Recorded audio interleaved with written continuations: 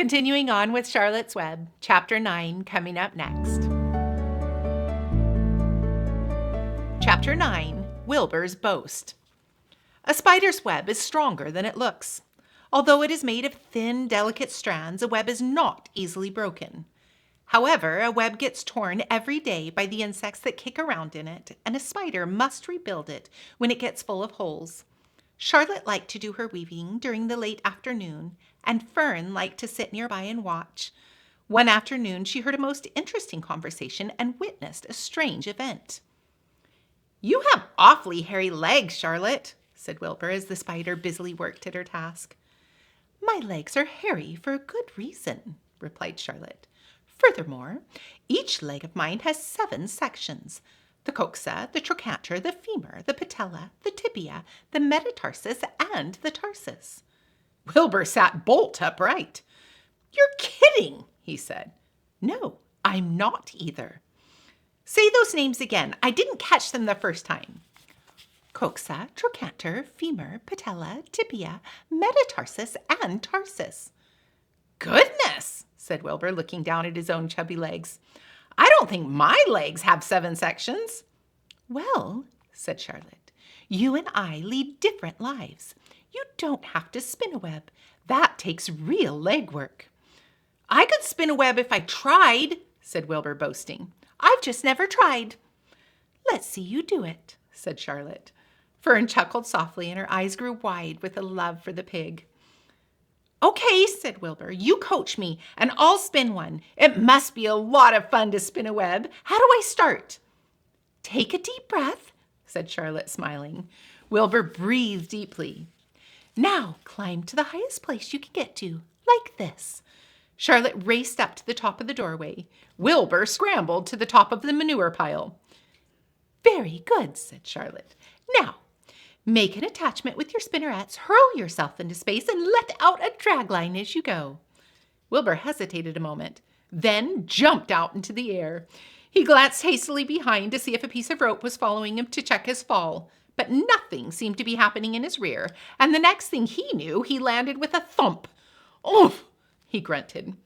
Charlotte laughed so hard her web began to sway. "What did I do wrong?" asked the pig when he recovered from his bump. "Nothing," said Charlotte. "It was a nice try." "I think I'll try again," said Wilbur cheerfully. "I believe what I need is a piece of string to hold me." The pig walked out into his yard. "You there, Templeton," he called. The rat poked his head out from underneath the trough. "Got a little piece of string I could borrow?" asked Wilbur. "I need it to spin a web." "Yes, indeed," replied Templeton, who saved string. "No trouble at all. Anything to oblige." He crept down into his hole, pushed the goose egg out of the way, and returned with an old piece of dirty white string. Wilbur examined it. "That's just the thing," he said. "Tie one end to my tail, will you, Templeton?" Wilbur crouched low with his thin, curly tail towards the rat. Templeton seized the string, passed it around the end of the pig's tail, and tied it in 2 half hitches. Charlotte watched in delight. Like Fern, she was truly fond of Wilbur, whose smelly pin and stale food attracted flies that she needed, and she was proud to see that he was not a quitter and willing to try again to spin a web. While the rat and the spider and the little girl watched, Wilbur climbed again to the top of the manure pile, full of energy and hope. "Everybody watch!" he cried, and summoning all his strength, he threw himself into the air head first. The string trailed behind him, but as he had neglected to fasten the other end to anything, it didn't really do any good, and Wilbur landed with a thud, crashed and hurt. Tears came to his eyes. Templeton grinned. Charlotte just sat quietly. After a bit, she spoke. "You can't spin a web, Wilbur, and I advise you to put the idea out of your head. You lack 2 things needed for spinning a web." "What are they?" asked Wilbur sadly. "You lack a set of spinnerets, and you lack the know-how. But cheer up. You don't need a web. Suckerman supplies you with 3 big meals a day. Why should you worry about trapping food?" Wilbur sighed. "You're ever so much cleverer and brighter than I am, Charlotte. I guess I was just trying to show off. Serves me right." Templeton untied his string and took it back to his home. Charlotte returned to her weaving. You don't need to feel too badly, Wilbur, she said. Not many creatures can spin webs. Even men aren't as good at it as spiders, although they think they're pretty good, and they'll try anything. Did you ever hear of the Queensboro Bridge? Wilbur shook his head. Is it a web? Sort of, replied Charlotte. But do you know how long it took men to build it? 8 whole years. My goodness, I can make a web in a single evening. What do people catch in the Queensboro Bridge? Bugs? Asked Wilbur. No, said Charlotte. They don't catch anything. They just keep trotting back and forth across the bridge, thinking there is something better on the other side. If they'd hang head down at the top of the thing and wait quietly, maybe something good would come along. But no, with men it's rush, rush, rush every minute. I'm glad I'm a sedentary spider. What does sedentary mean? Asked Wilbur. It means that I sit a good part of the time and don't go wandering all over creation. I know a good thing when I see it, and my web is a good thing. I stay put and wait for what comes. Give me a chance to think. Well, I'm sort of sedentary myself, I guess, said the pig. I have to hang around here whether I want to or not. You know where I'd really like to be this evening? Where? In a forest, looking for beech nuts and truffles and delectable roots, pushing leaves aside with my wonderful strong nose, searching and sniffing along the ground, smelling, smelling, smelling.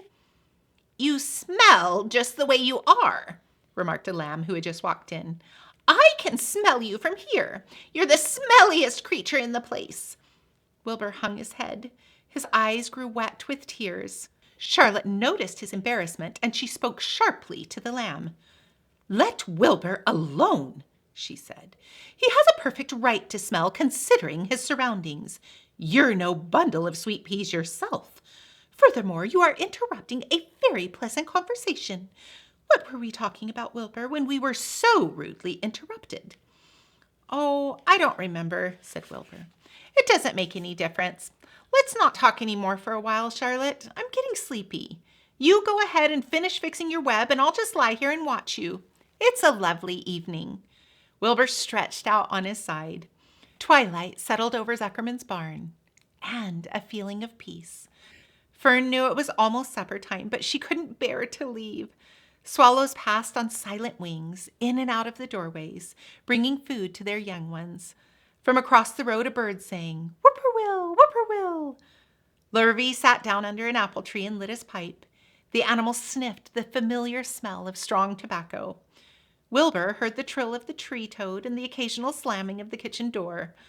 All of these sounds made him feel comfortable and happy, for he loved life, and he loved to be a part of the world on a summer evening. But as he lay there, he remembered what the old sheep had told him. The thought of death came to him, and he began to tremble with fear. "Charlotte," he said softly. "Yes, Wilbur?" "I don't want to die."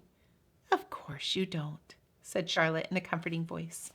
"I love it here in the barn. I love everything about this place." "Of course you do," Charlotte said. "We all do." The goose appeared, followed by her 7 goslings. They thrust their little necks out and kept up a musical whistling like a tiny troop of pipers. Wilbur listened to the sound with love in his heart. "Charlotte," he said. "Yes?" "Were you serious when you promised you would keep them from killing me?" "I was never more serious in my life. I am not going to let you die, Wilbur." "How are you going to save me?" asked Wilbur, whose curiosity was very strong at this point. "Well," said Charlotte vaguely, "I don't really know, but I'm working on a plan." "That's wonderful," said Wilbur. "How's the plan coming, Charlotte? Have you got very far with it? Is it coming along pretty well?" Wilbur was trembling again, but Charlotte was cool and collected. "Oh, it's coming all right," she said lightly. "The plan is still in its early stages and hasn't completely shaped up yet, but I'm working on it." "When do you work on it?" begged Wilbur. "When I'm hanging head down at the top of my web. That's when I do my thinking, because then all the blood is in my head." "I'd be only too glad to help in any way that I can." "Oh, I'll work it out alone," said Charlotte. "I can think better alone." "All right," said Wilbur. "But don't fail to let me know if there's anything I can do to help, no matter how slight." "Well," replied Charlotte, "you must try to build yourself up. I want you to get plenty of sleep and stop worrying. Never hurry and never worry. Chew your food thoroughly and eat every bit of it, except you must leave just enough for Templeton. Gain weight and stay well. That's the way you can help. Keep fit and don't lose your nerve. Do you think you understand?" "Yes, I understand," said Wilbur. "Go along to bed then," said Charlotte. "Sleep is important." Wilbur trotted over to the darkest corner of his pen and threw himself down. He closed his eyes. In another minute, he spoke. "Charlotte," he said. "Yes, Wilbur." "May I go out to my trough and see if I left any of my supper? I think I left just a tiny bit of mashed potato." "Very well," said Charlotte. "But I want you in bed again without delay." Wilbur started to race out into the yard. "Slowly, slowly," said Charlotte. "Never hurry and never worry." Wilbur checked himself and crept slowly to his trough. He found a bit of potato, chewed it carefully, swallowed it, and walked back to bed. He closed his eyes and was silent for a while. "Charlotte," he said in a whisper. "Yes?" "May I get a drink of milk? I think there are a few drops of milk left in my trough." "No, the trough is dry, and I want you to sleep. No more talking. Close your eyes and go to sleep." Wilbur shut his eyes. Fern got up from her stool and started for home, her mind full of everything she had seen and heard. "Good night, Charlotte," said Wilbur. "Good night, Wilbur." There was a pause. "Good night, Charlotte." "Good night, Wilbur." "Good night." "Good night." We'll pause there for now. I loved this chapter, seeing Wilbur, who's so young and innocent and unaware of so many of the things in life, and Charlotte, who's wise and knowing and so full of love. I love what she said about don't hurry and don't worry. When we're young, we just want to rush through everything, get everything quickly, make things happen right away. But as we get older, we see that in life, that's not how things work. Sometimes we have to be patient, whether we like it or not. We have to pause and think so that we make the right decisions. In my life, I've learned to appreciate those moments of pause, to be able to sit back and think, even if I feel rushed, to pause, to think about what's coming and think about what I need to change or correct or what I can do better. I found that life works better that way, that we make better decisions, that we move forward with a greater understanding and a greater light.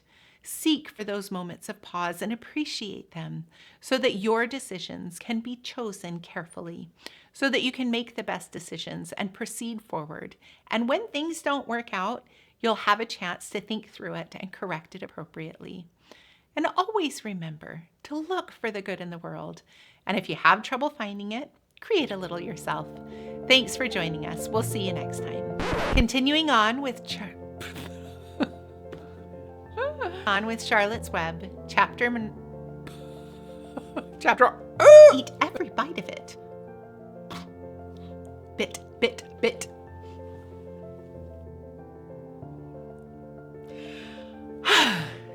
Get antsy, so